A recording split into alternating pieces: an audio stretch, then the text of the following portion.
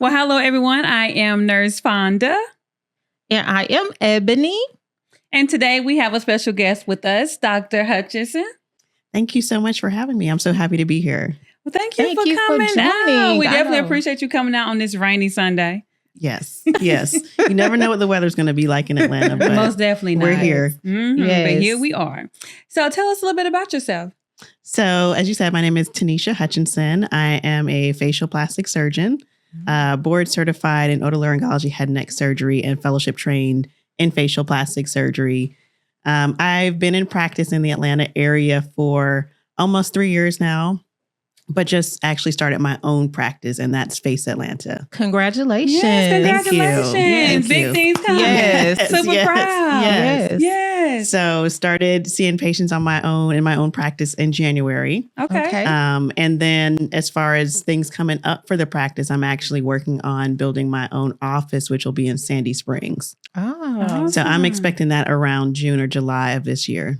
That's wonderful. Okay. Mm-hmm. So tell us, what are some of the things that your office will offer? What are some of the services you all will offer? So the way I like to help people remember what to see me for is anything cosmetic on the face. Okay. So if you are thinking about anything, mole removal, keloid surgery, of course, you got the whole list of cosmetic surgeries like brow lifts, cosmetic eyelid surgery, nose jobs, chin implants, facelifts. You have all of that. But if there's anything else that you're even wondering about, I most likely do them. And then you have your minimally invasive surgeries, procedures like Botox, filler, of course, lip fillers, cheek fillers, chemical peels, radio frequency, Ulthera. So there's a lot of minimally invasive things we can do that are not surgery as well. If there's anything you're concerned about on the face and neck, I'm the person you should think about first, and come see me, and we'll discuss. What's your most common procedure that you perform? Probably rhinoplasty, the most common. Ethnic Rhinoplasty, a lot. Wow. Yes, a lot of those. The techniques are similar, but it's something you want your surgeon to have an idea of what the parameters are actually. They're a little bit different for ethnic rhinoplasty as far as what we consider appropriate width of the nose, or where you want the tip to sit. A lot of those, the studies that kind of teach us standards we weren't included in those. So, I have seen Black doctors, we've gone back and done some of those studies over that includes our noses. And we're able to say, okay, well, this actually is kind of more in the range of how the width of what our nose should be, and how the skin, how the skin is going to fold over the nose when it's finished, what you can expect. Mm-hmm. So it is good to have someone that understands the nuances and the differences between traditional rhinoplasty and ethnic rhinoplasty. And why do you think having a rhinoplasty nose job is so frowned upon in the African-American community? Yeah, that's a good question. I think for one, we grew up probably with some horror stories of people that have gotten bad nose jobs. Everyone thinks about, like, no shade, but the Michael Jackson nose. Right. And no one they're like, I don't want that. Because that's a common thing I hear is like, I don't want the Michael Jackson nose. Yeah. So I think we've grown up with that as an image of this can happen. This is what happens if you get plastic surgery. But it really doesn't have to be that extreme. Mm-hmm. That is actually a product of going back and doing multiple revisions. But just getting the nose job done the right way the first time, and having realistic expectations. It does not have to be extreme. It doesn't have to take away what you feel like is your ethnicity. It can still look like your nose or your family's nose, but it can still be more defined or a little bit less wide. There are things you can do to tweak it without fully taking away that identity. So I think people are worried about that. Most definitely. Just offering some reassurance that it doesn't have to go to an extreme level. I think a lot of times what you see on social media is that people feel like if you get anything done to your face and you're trying to change your ethnicity, and that's just not true. Right. Mm-hmm. Right. Yeah. And that is a common concern that patients will say is like, this is my family nose and I like it. However, I just want something different. I just want a little bit less bump or a little bit less width. Yeah. And that's okay. That's okay. We can make those changes. And it doesn't change how you look overall as a person, but those little areas will be more refined. Okay. And another thing you brought up too was keloids. Mm-hmm. I had a client to inbox me and was like, in your next podcast, can you ask about keloids? So that's, I Okay. guess, maybe a concern of hers. Yeah. So what type of keloid treatments do you offer? So it just depends on what stage the keloid's in. Like, is this a new keloid? Is this long-standing? Are you just, and it depends on the goals. Are you just trying to flatten it? You want it removed completely? So there's conservative options like steroid injections. That's possible. That's usually where I would start, just to see, can we get it a little bit smaller? Can we get it a little bit flatter? And then you can do excision. You do have to be a little bit careful with excision because the trauma to that area is what caused the keloid in the first place. And even though an excision or cutting it out is controlled trauma, it's still another cut or, wound to that area. But I've had a lot of successful results with simple excision and closing it and watching it afterwards and making sure it doesn't re-keloid. Which method works better for older keloids, would you say? It just depends on the goals. Some people, like, let's say there's I've done one, it's a large area on the neck. They didn't want to cut that whole thing out. So we just did steroid injections to get it a lot flatter and they were happy with that. Okay. But then I've had some on the ear and it really bothered the person. We just cut it out. They wanted it gone. Right. So it just depends on the individual and what their goals are and where it is and I guess the extent of it. Okay. Perfect. Because I had lipo 360 and some of my incisions did keloid. So I have like a little small keloid, like right here and maybe here. And I was just so like blown away because I have never keloid ever. That's so I interesting. just like, where did this come from? It doesn't, I don't even think keloids run in my family. So I just was like, I don't know. So I thought about getting a steroid injection as well, especially this right here because I feel like you can see it the most.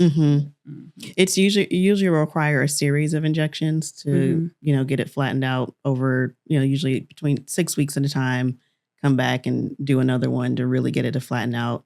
That'll usually. Does it lighten the color of it as well or just kind of flattens it? It can. That it will cause a little atrophy of the area and it can cause some hypopigmentation, which can be advantageous because it's usually darker. Right. So you can use that to your advantage, but you do have to kind of just be careful with the dosage and how often you're doing it too. And that's where your provider comes in to help you decide, do we do another one? Do we leave it there? Do we excise what's left? Okay. Does it burn? I've heard it burns. There's a little sting to it. So I dilute my steroid with lidocaine, which is numbing medicine. So that you still feel it a little bit when it's first injected, but then it does kind of relax a little bit. Okay. I have a fear of needles, so. Oh, she's blindfold me. I don't even know if that'll work. She'll probably sense the wind moving on her arm. And I don't know where jumping it out came the chair. from. I wasn't always like that. But as I've gotten older, yes. That's interesting. Like, oh my God, needle. I don't know. It's just gotten weird. But so if I come for my steroid injection, just ignore me. Like, oh God. Well, you could always do a little numbing cream or something like that on top. She would still jump out of the chair. She called me to her house to give her a shot, and baby, it took like 30 minutes. It took about 30 minutes. Yeah, I don't know what's that about. I need to get my life together. Give you some Xanax before. Oh, okay. Hello, there we go. Now we're talking. Exactly what she needs. So the procedures, are you doing them out of your office or do you use like a surgery location? So I use a surgery center. Okay. I'm actually credentialed at a number of surgery centers. I'm currently in Marietta. That's where I'm working out of now until my office is built in Sandy Springs. And there's a surgery center there that I'm credentialed at. There's also Chastain Surgery Center on Roswell Road. I'm familiar with that one. And then North Side Atlanta has 2 surgery centers in Sandy Springs where I perform procedures as well. Okay. And how do you determine which surgery center? Price, honestly. Just keeping it real. I'll look at the cheapest price depending on the amount of hours that I need for the procedure. Some places, you just compare and I'll just choose the cheapest one for the patient. Do you do any procedures that may require like an overnight stay at a hospital? I personally don't because especially with me being facial plastics, it's not like I'm doing large body, Right. I'm not doing those where you got trains that need to be taken care of. So all of my patients go home the same day. You always have room to do that if needed. Like there are some people who would prefer to stay overnight. And both Chastain Surgery Center and Northside, that is a possibility. You can, if you just want that extra care, say after a facelift, because they are longer procedures. That's always an option, but it's not required for any of the procedures that I do. Perfect. Let's talk about a facelift. What all does that include? Yeah, so a facelift, I perform deep plane facelifts. Okay. That means that I'm not just lifting the skin. It's not a mini lift, and I say that because if you're going to get a facelift, I'm in the way of thinking that you should get it done once and get it done right. Okay. So we're not just pulling back skin, not just doing a little tightening. It's actually lifting that soft tissue of your face back into the position where it used to be. Because over time, it falls down. Mm-hmm. It deflates a little bit and it falls down. So you're actually getting under some of that soft tissue, not just the skin, and lifting it back into place where it should be. So the incisions go just right here around the little edge of the hairline, come down. They're very hidden in the curve of the ear.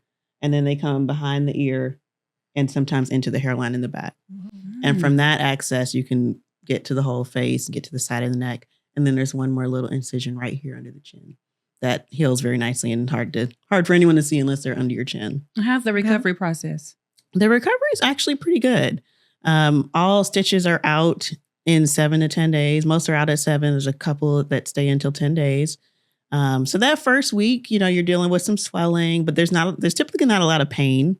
It's just mainly just swelling. And you see like, oh, my face is swollen, especially when you wake up in the morning.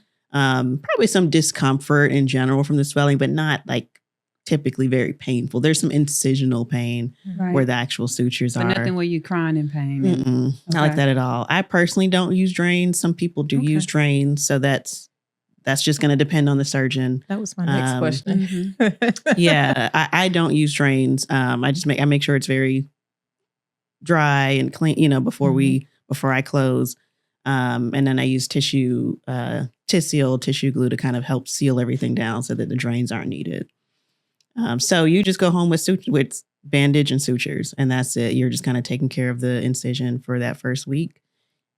The sutures are out after about a week, and then you're just kind of waiting for swelling to go down at that point. You look, fairly, I would say after the first 2 weeks, you look pretty much like not many people are really gonna notice. You had. They may see that it looks better, like your neck. That neckline should be tighter. But you can go back out into the world. You can go to work, depending on how much you want to tell your coworker, Right. But you can do most of your daily activities between like 1 or 2 weeks. Okay. That is awesome. Mm-hmm. Now, for me, I have like these bags under my eye. Mm-hmm. And I also have like this extra skin that's starting to come from like out of nowhere. Now, I did see, I don't know if I was YouTube, TikTok, whatever, but a lady had this extra layer of skin removed. Yes. Now, what is that called? That's called an upper blepharoplasty. Ooh. That's a very common procedure. And it's one of the easiest things you can do to refresh your look if you have that problem. Not everyone has it. Well, I'm not saying you should just go do it. But it's just one of those things. Everyone's anatomy is a little bit different. Everyone's genetics are a little bit different. So some people will develop, most people will develop some amount of that over time, no matter what.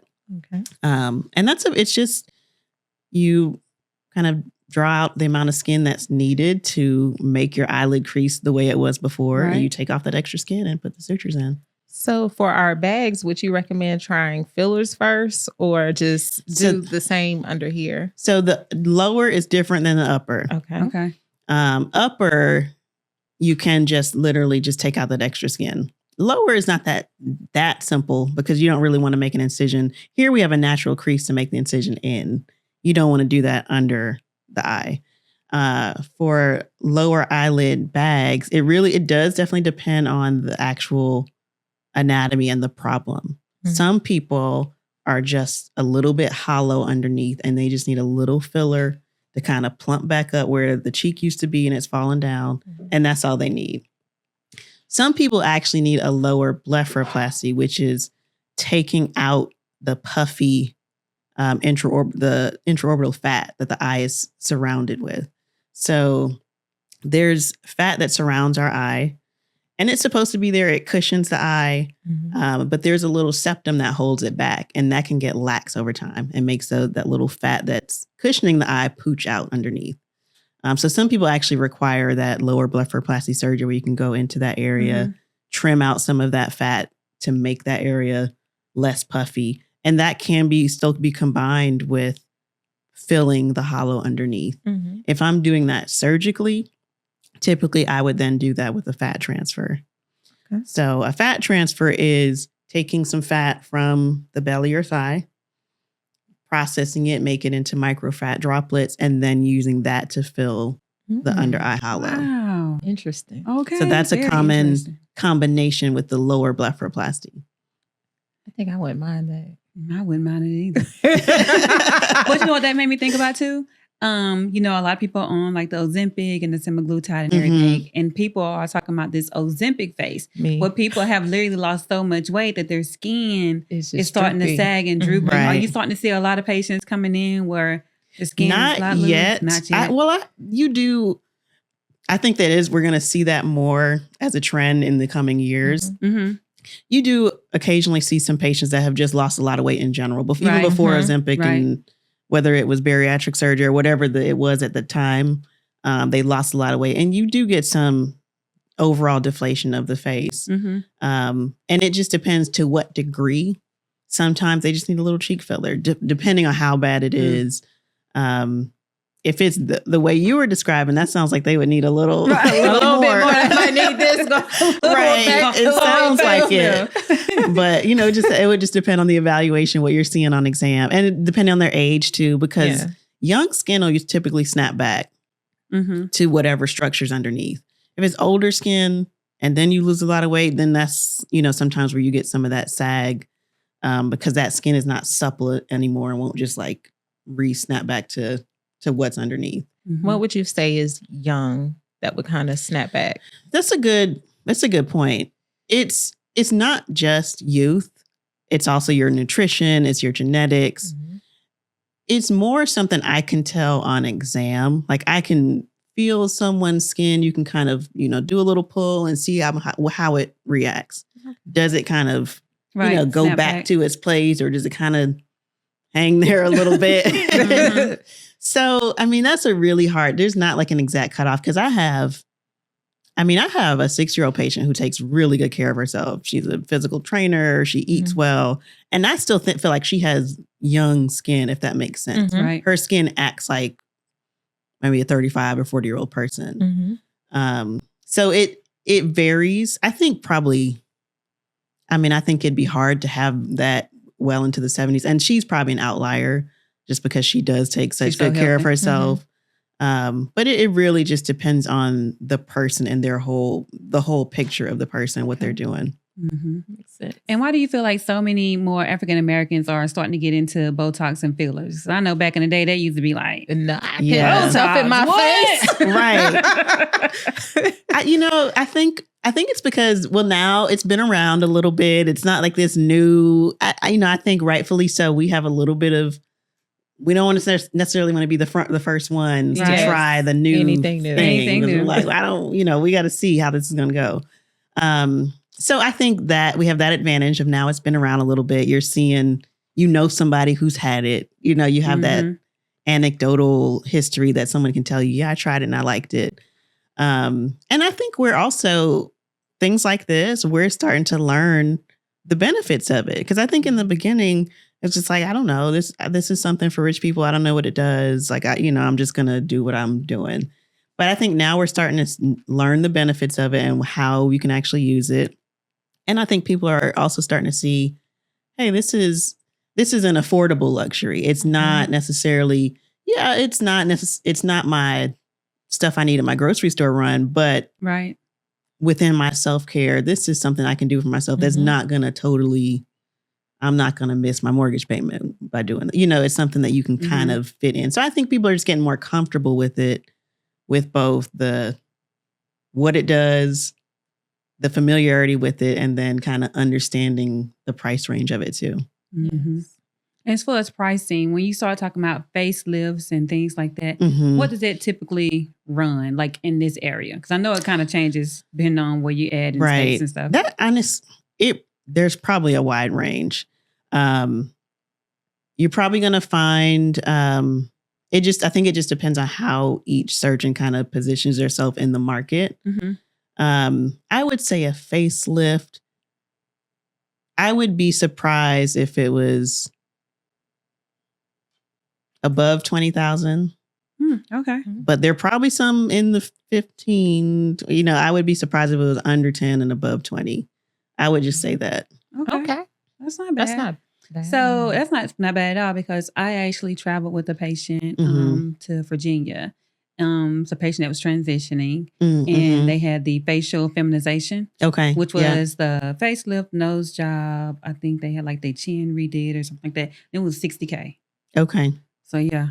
Woo. That's a lot. That's a lot. It was an 8-hour surgery. Yeah, it was an 8-hour And they are getting a lot done. Yeah, it was a lot. That's like 3 different procedures. You can, a rhinoplasty in the chin, you can, that's not too uncommon to combine those. So that's kind of 1.5, but then the facelift is a whole different, and that's a lot of work in one day. So that might also add into the cost of. Yeah. And it also included a 1-night stay in the hospital too. So. Okay. So then, that adds to it too. Yeah.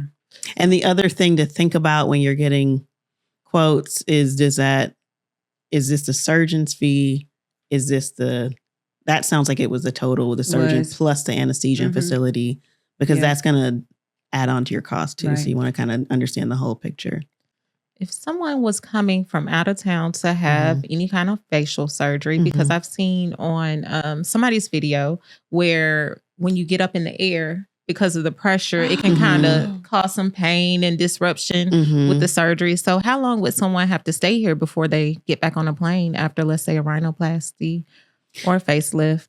I would recommend at least 48, but preferably 72 hours. That just honestly, yes, there's going to be some discomfort. It's really not dangerous necessarily to even fly right after. However, there's things that can happen, especially within the first 24 hours.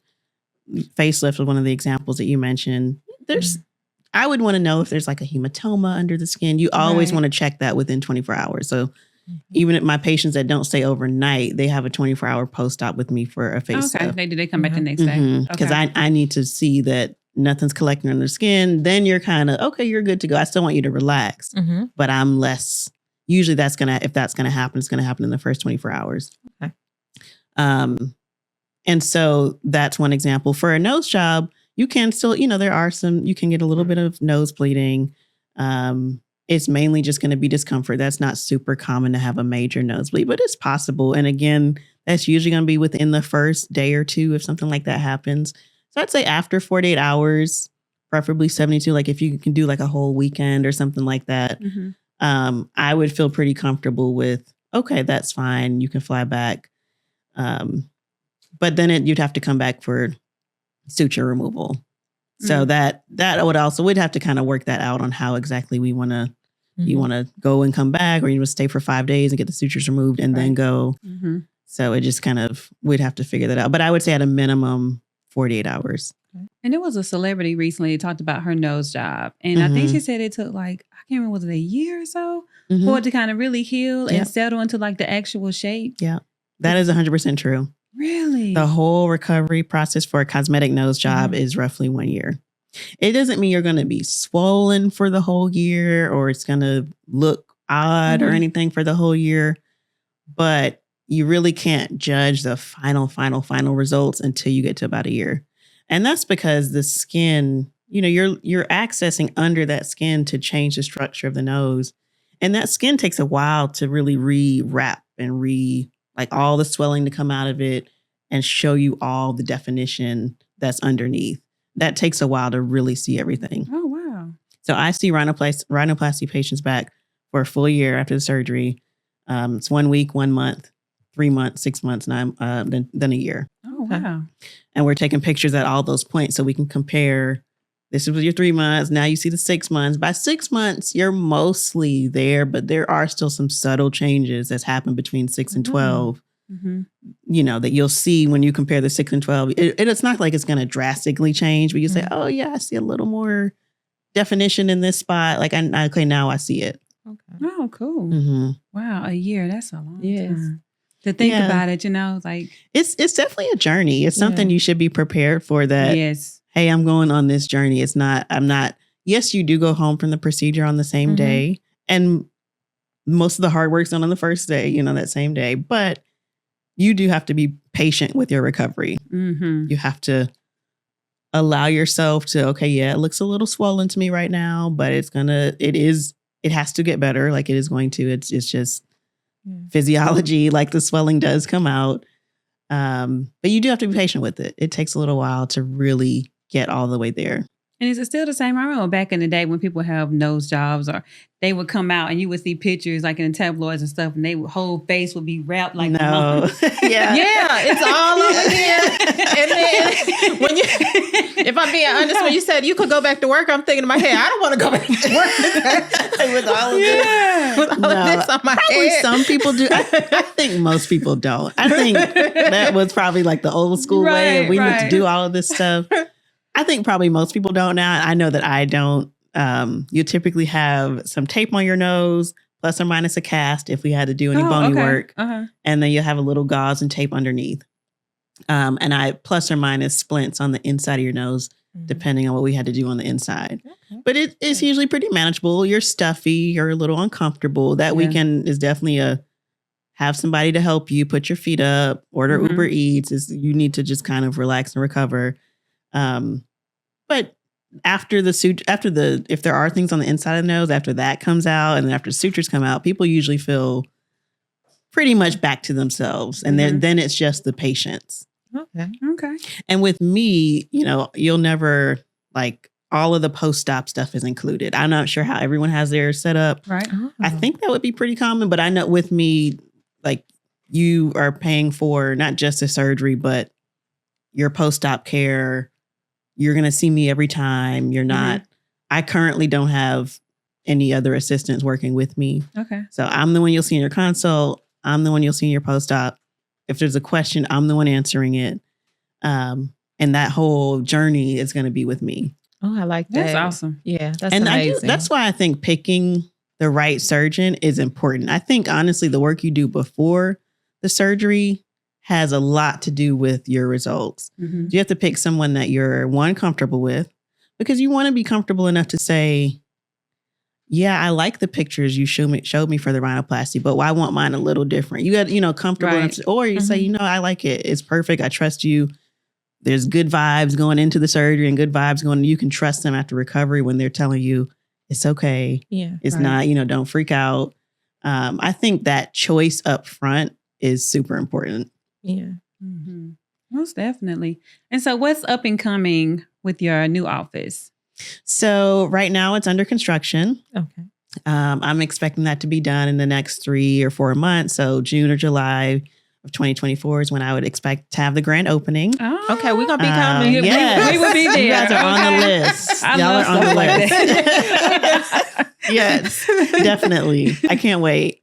It's been in the works for probably almost a year now. It's definitely a process of looking at places, choosing the site, then getting the lease all in order, then I've been working with an architect for the past 3 months to design everything. So the space that I'm in has never been anything before. Oh, that's amazing. It's a retail space. It's a retail unit, but it's just cement. It has never been anything. Sort of, so I had to work with an architect to design everything.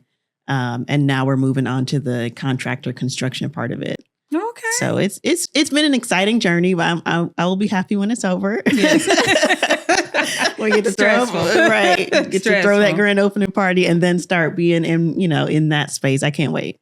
Okay. So one question that a lot of our viewers like to know is your educational background as far as where you went to school and stuff like that. Okay. I'm gonna start all the way from the beginning. So I grew up here. Okay. I went to Southwest DeKalb High School. That's in Decatur, Georgia.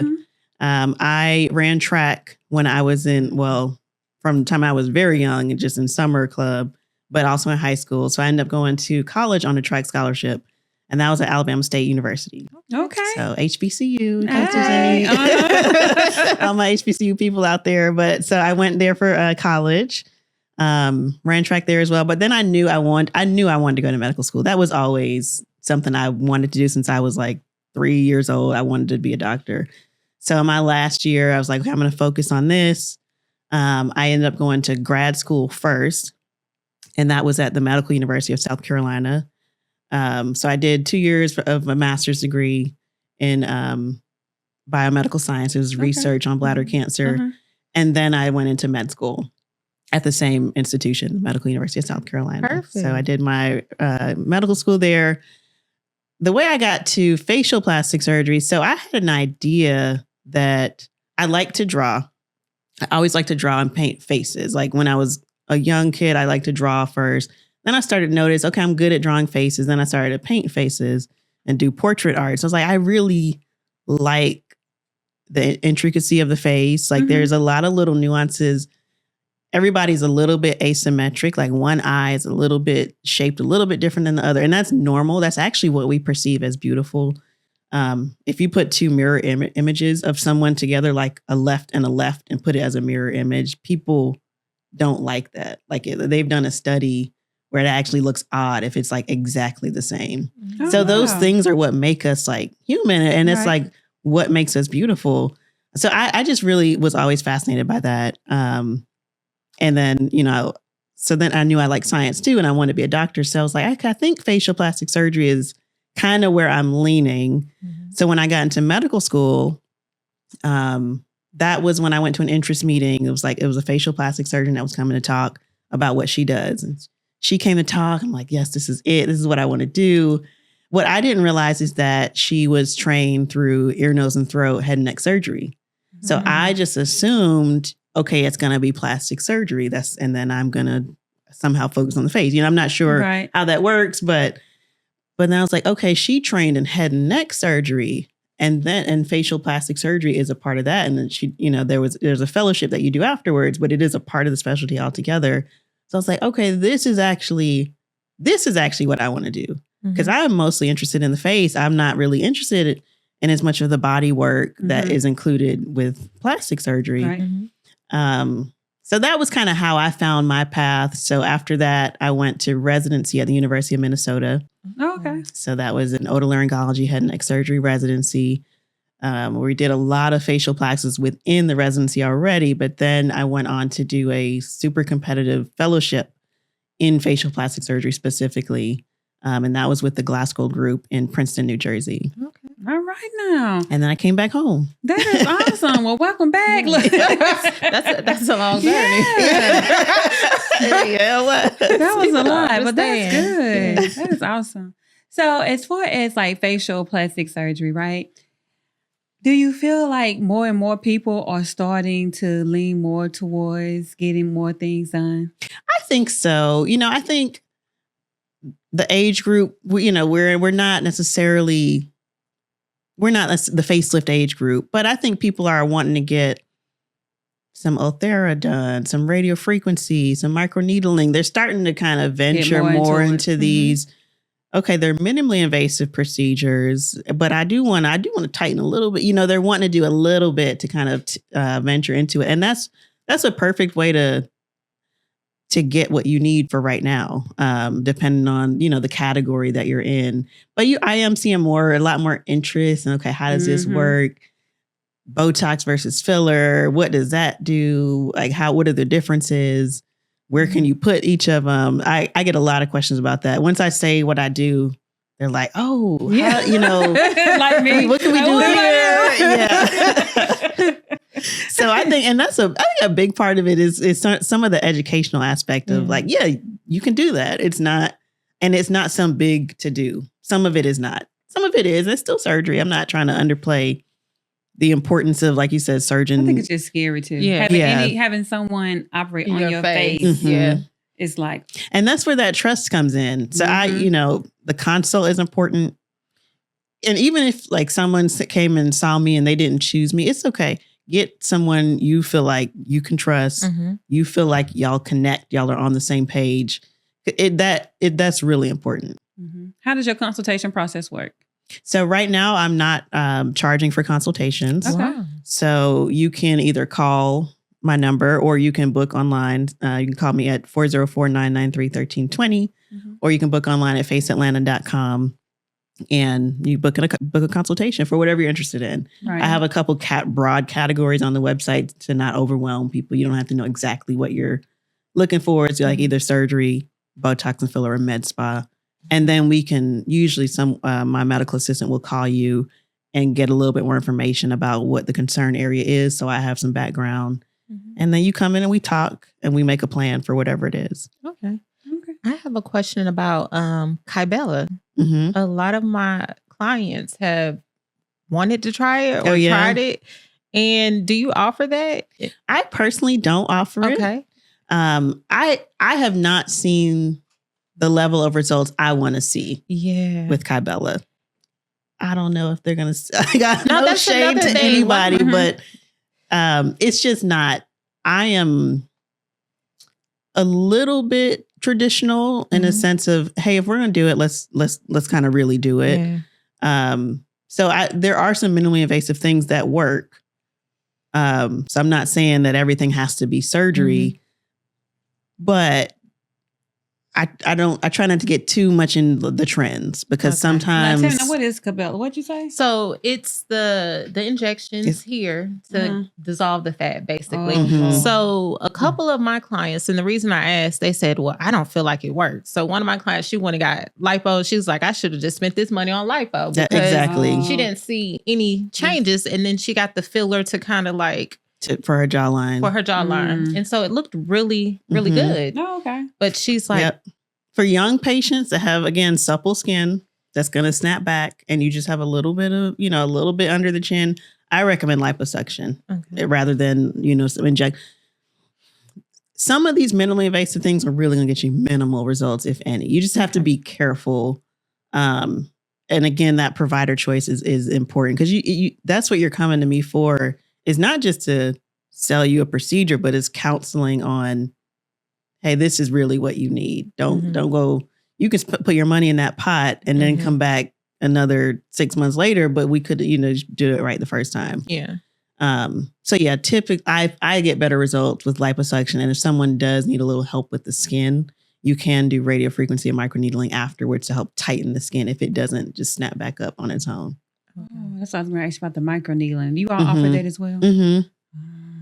Yeah. And it's a wonderful procedure for increasing the collagen on your skin, helping that skin kind of tighten back up. It has a lot of uses, and this is definitely an area where it can be useful. Does it hurt? A little, they're needles.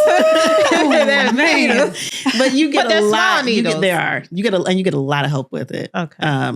You get numbing cream. Okay, that makes me feel better. Right. You can get stuff to help make you a little bit sleepy, so that you're really not necessarily feeling. Everyone's pain tolerance is different, but you get numbing cream. You get stuff to help make you sleepy.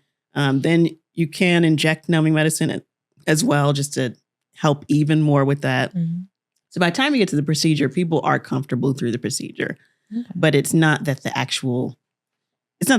you don't feel anything, but with all of that help, you can go through you can do a whole face and they're just kind of hanging out. It's depending on how many of those, different things that they added on.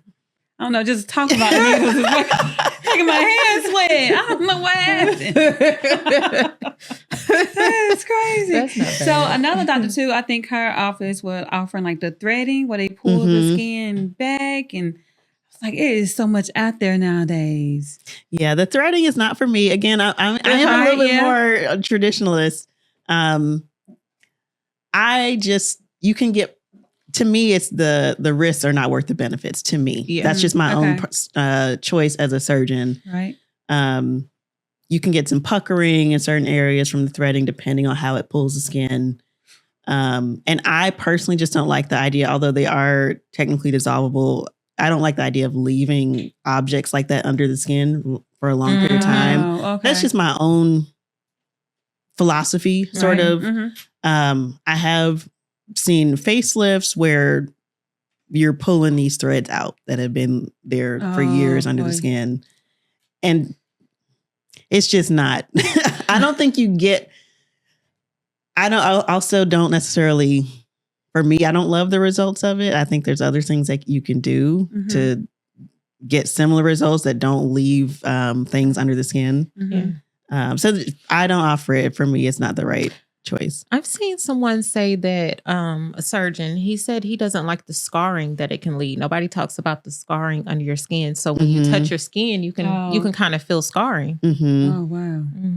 And yeah, I've seen people with, like it's little small infections from where the site was, where they went in with the thread. If it didn't, that little punctured area didn't close all the way. I've seen puckering, that uneven puckering on, on the sides, on both sides of the face. And then, yeah, you probably can, depending on how superficial it is, you probably can feel it under the skin, which could be uncomfortable. Feeling stuff product under the skin is not necessarily out of the ordinary, because if you get filler, sometimes you can feel it depending on where it is. Oh, really? So if you get like jawline, sometimes you can feel if it's heavy filler that it's serving a purpose. You just don't want to see it, which, but I can imagine how that might be uncomfortable to feel those threads. Yeah. I had a milliliter of lip fillers, and I feel it every now and again. Like some days I just wake up and I'll do this and I'm like, oh my gosh, I feel it. It's not every day. Yeah. And as long as you don't see it, honestly, the feeling it, it's there. You injected filler. So it's not crazy that you could feel it, but I could see how that might be a little unnerving to feel like multiple threads in the face. Yeah. Are you saying people come back to get like fillers and removed? Sometimes. Again, that's where you want your surgeon to help you pick the right procedure for you. Like you want to make sure you're actually a candidate for that procedure.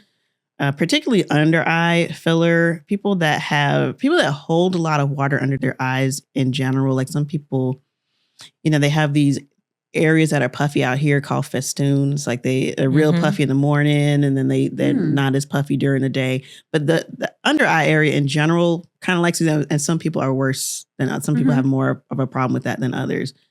Those people are often not candidates for under eye filler, because when you inject that filler product, part of what that filler product is doing is taking up some water volume. And you don't want to attract water volume to these festoons that are already puffy. You're just going to make them more puffy. So you're fixing one problem by maybe making that better, but then maybe making that worse. And so you just have to, that's where your surgeon helps you say, you're actually not the best candidate for that. We need to do this other thing instead. We want to make your under eyes, you come with the concern of, well, my under eyes look better. And you are dependent on that person to help you navigate which procedure is going to actually get you that result. You know what I think? I think that this is why it's important to go to someone who actually knows what they're doing versus just someone who's at like a clinic doing Botox and fillers, because they may not have that in-depth knowledge. Because I would have never even, right. They're not going to be able to know, oh, you may have this going on underneath here. And so you may not be. They're like, oh, okay, this is what you want. Here you go. Let's just do the filler. Right. Yeah. Let's just do the filler. So I think it's always important just to make sure you go to someone that's knowledgeable. I try to counsel even just people in my life, just friends. Like that is super important, because you can always find a sale here or a deal here. Most definitely. But you might not be finding a deal. You want to make sure, even if it's something you think is simple, like Botox or filler, there is a lot of choice in that. There's a lot of different types of neurotoxin. First of all, Botox is not the only one. There's different ones that have different properties and work better in different areas. And there's a lot of different types of filler. There's certain filler I absolutely do not use under the eyes because it attracts more water. So the filler product that I use for lips is not what I use under the eyes, because I want the lips to be juicy. Right. So I know that formula attracts more water, and it's okay if we get a little more plumpness. Under the eye, I don't want any more plumpness than what I put there with the filler. Like you don't want it to be over puffy. So that's a whole different product that I use under the eyes. And yeah, that educational background, that training definitely plays in when you're making those decisions and how the results come out. The sale isn't always worth it. Mm-hmm. That is true. And I've seen people offering fillers that, I mean, I don't know if they even have like a medical background. $200. So $250. Okay. Oh, that's I seen that. Yeah. It's getting sketchy out here. Did you even take A&P? Right. Do you know about that? I don't know. I don't know where they're getting the filler stuff from. I don't know where they're getting it either because you. it's not that cheap. Really? No, So I don't know where they're getting that from. You're not getting this real careful. stuff. Most definitely. But yeah, it's definitely people out Yeah. here. Bootlegs and stuff. They're not getting You know I how would we not all do that. Yeah, you can't bootleg everything. You You can't. know. Because I'm thinking about how much it costs, and you can't. It's not even that cheap for us to get. Mm-mm. So that seems a little sketchy. It is, Very definitely. But you know what? Okay, so here's something. If there was someone, right, they're like on the internet searching for someone to do Botox or fillers, Mm-hmm. what are 3 things they should probably ask this person? Yeah.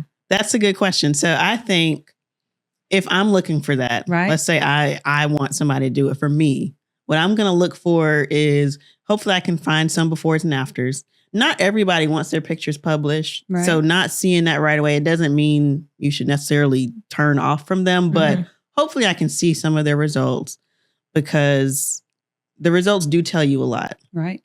And that also, I know we're talking about Botox and fillers, but let's say you're a nose job. Right. People usually have a style of how they do noses. Mm-hmm. If you don't like their style, it's not that they're not a good surgeon, but if you don't like their style, that might not be the nose you want, Exactly. if that makes sense. It So does. I think pictures are important. Hopefully I can find that. And then I'm going to look at reviews. And it's not just, okay, they did a great job, which is important, but we already talked about the results. It's going to be, how was the staff? Did the staff treat me well? How was the experience in the office? Did they answer the phone? Hopefully I'm seeing some of that in the reviews that the doctor they listened to my concern.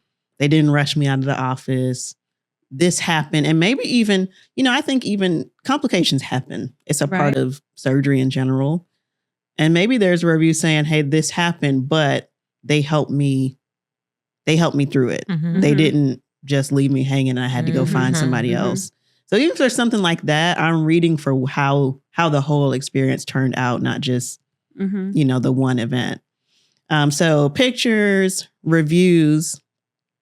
I mean, I think in general, if they do offer pricing over the phone, I think it's okay to have a range. I think that's okay. Right. But you don't necessarily want to price shop because, again, there's all these other components that go into it.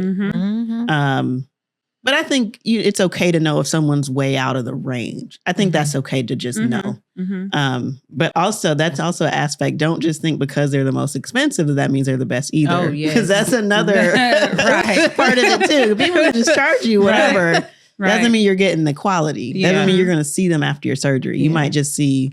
It's fine if you're okay with seeing the post-op nurse that does it, but you might want to see the surgeon if you have other questions. You might want to see them for some of your post-op. So then my other component, honestly, after I know that information, it's going to be, how do I feel on the console? Like, do I feel comfortable with them? Do I feel like I can trust them? Do I feel like they would tell me if something didn't go quite right? Do I feel like they would, be upfront about that? That's the other thing I'm looking for when I actually go meet them. In general, just how do I feel respected? Do I feel listened to? Do I feel comfortable with them? What about credentials? Do you think that's important as well? I think so. I'm generally probably, me being a physician, I'm probably gonna look for a physician to do it. That's just my own preference. Okay. I mean, I think once you're a physician and you're board certified in your field, I mean, there's really not much more. You can get all these. I mean, all the accolades are great. The top doctor, this and that. It's always a great thing to add to your resume. But in general, if you're trained, you have your degree, you finish your fellowship, or, residency and fellowship, and you're out in practice, and I've seen those results in the reviews, then you have your, those things kind of speak for themselves. Okay. Because I know there's a lot of nurses and nurse practitioners and physicians and things like that that's offering the Botox and the fillers. There's a lot of med spas popping up. So I think it's important for people to understand too, to make sure they're going to someone that's been properly trained and that understands, what's going on and what to look for. Right. And I really can't. Happens. Right. I really can't speak to their training. Like, I don't know the path for that. And I'm certainly not saying that there's certainly other people that are capable of doing it other than doctors. Mm-hmm. It's just a matter of your own comfort with all those components that we discuss, and you feeling comfortable that one, they're for you, and that they have enough experience to do what they do. And if the other big thing is if something goes wrong, can you fix it? I think those are. If you can fix the problem, then it's okay for you to do the procedure. If it's a problem, you have to send them somewhere else. Maybe you shouldn't. You should be able to handle your own complications. So if it's not something they can fix, if it goes wrong, then which makes sense to me. That means you really shouldn't be the one doing it in the first place. Right. Okay. And so we talked about money. So do you have like financing options available if someone wants to? I am working on that. Okay. I'm working on getting set up with Care Credit. I know that's a popular financing, and it's great. I've used it myself before. So that will be an option soon. Okay. All right. Awesome. So tell us about your social media and how everyone can locate you. Yes. So you can find me. FaceAtlanta.com is the easiest way to see my work and book a consultation. But if you want to look on social media first, you can find me at face_Atlanta on Instagram and TikTok. And then it's just Face Atlanta on Facebook and YouTube. Perfect. Right, Thank you so much. Yes, listen, I have learned a lot today. Good. Yes. I'm really happy to hear that. Yeah. So thank you so much for stopping by. Yes. Thank you guys for having me. Definitely send people your way. Yes. Awesome. We might be coming back. Wink, wink. Anytime.